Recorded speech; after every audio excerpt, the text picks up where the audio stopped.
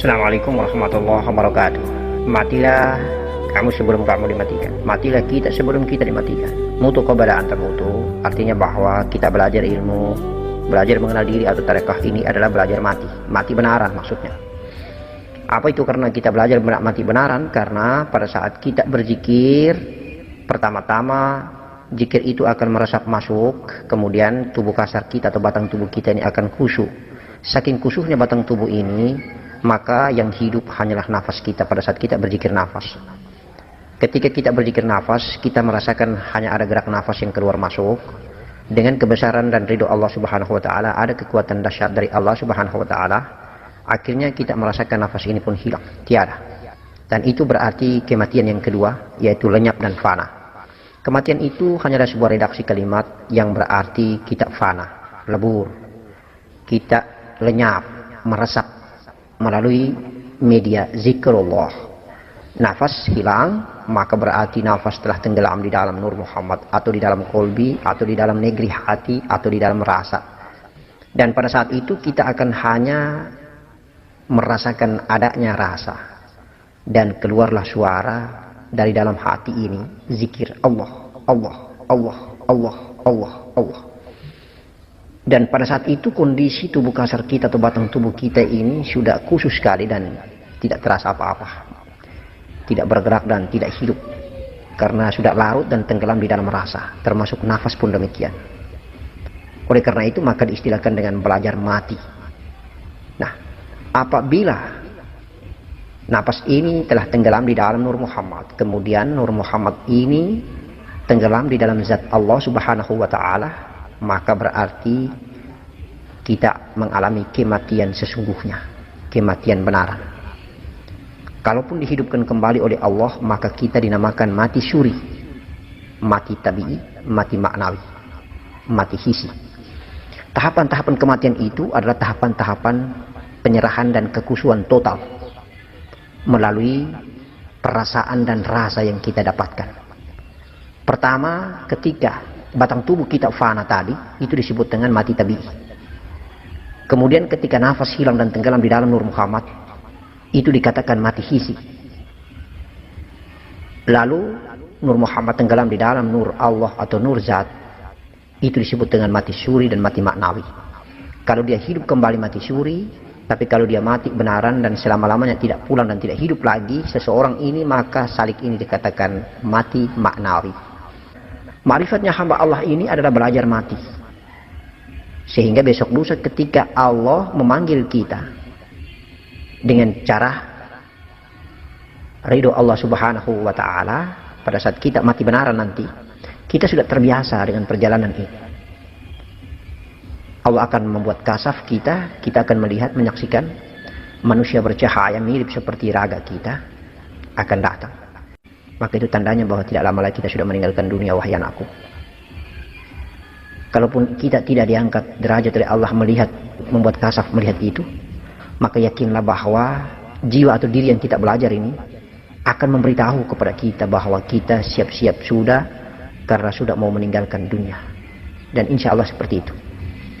Dan kita tidak mungkin akan memiliki perasaan takut, karena sepanjang hidup kita sudah belajar tarekah, belajar mengenal diri, belajar mati melalui zikrullah.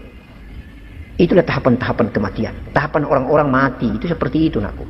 Dia akan berangkat dan berjalan mulai dari bawah kaki, naik ke atas, ke perut, kemaluan, ke perut, kemudian ke kolbi.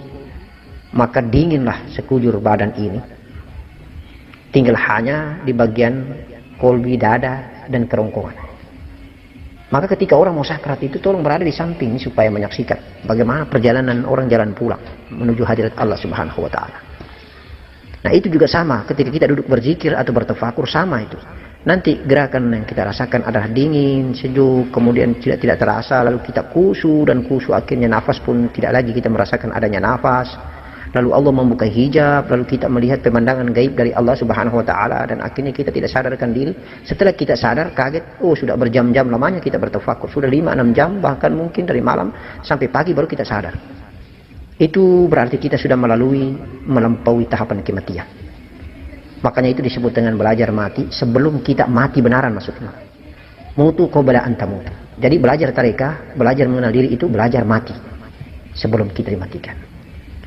Kematian yang diajarkan Abah awalnya adalah pada saat kita bertakbir. Allah lenyapkan nafas ke dalam, kemudian telan dan lepaslah akbar. Insya Allah itu adalah latihan kematian pada saat kita bertakbir. Maka pada saat kita mati benaran, kita insya Allah sama kita bertakbir seperti itu. Kita dari Allah kembali ke Allah. Bukan kita berasal dari Allah yang di diri kita ini. Kita kembali ke bumi atau mati, jiwa ini berangkat bergentayangan di bumi melalui mulut, akhirnya mulut itu tenganga dan terbuka. Mati yang baik, mati husnul khotimah. Mati dalam keadaan mulut tertutup, mata tertutup. Insya Allah sama seperti kita latihan mati waktu kita takbir. Itulah perjalanan datang dan perjalanan pulang. Apabila ketika kita mau meninggalkan dunia dan terasa bahwa kita mau terangkat, itu yang mau diangkat itu adalah jiwa kita. Nafas yang sudah berprofil dari jiwa. Itu kita rasakan benar, jiwa itu mau terangkat. Terangkat itu berarti diangkat oleh Nur Muhammad melalui kehendak zat Allah Subhanahu wa Ta'ala. Nyawa ini ketika mau meninggalkan raga, jelas sekali dia bersiaran menuju ke hadirat alam zat Allah Subhanahu wa Ta'ala, ilin di negeri yang tinggi, maka terasa terangkat. Insya Allah. Ada berbagai macam cara nyawa meninggalkan raga ini. Ada berbagai macam variasi dan dinamika perasaan yang dirasakan sang calon kematian atau sang mayit ini. Tergantung daripada makom dan derajat kebangsawanan akhirat. Tergantung derajat makom tauhid ketakwaannya. Derajat makom kedudukannya di hadapan Allah Subhanahu wa Ta'ala. Maka insya Allah berbagai macam variasi dan tidak monoton, tidak standar. Ada seseorang merasa terangkat, ada seseorang merasa jalan lembut, nikmat, indah, seketika saja. Seperti sebuah tabir yang mempesona, tiba-tiba saja sudah ada, tiba-tiba saja sudah jalan, tiba-tiba sudah berangkat, insya Allah. Berbagai macam variasi-variasi itu dan akan dilakoni, dialami dan dirasakan sendiri oleh sang yang meninggalkan dunia ini. Mujahadah yang dimaksudkan di atas ini adalah merupakan mujahadah batin. Sebuah praktik pemahaman daripada konsep atau nas, daripada ilmu dan pengetahuan tentang mujahadah mutu qabla an tamutu, mati sebelum dimatikan.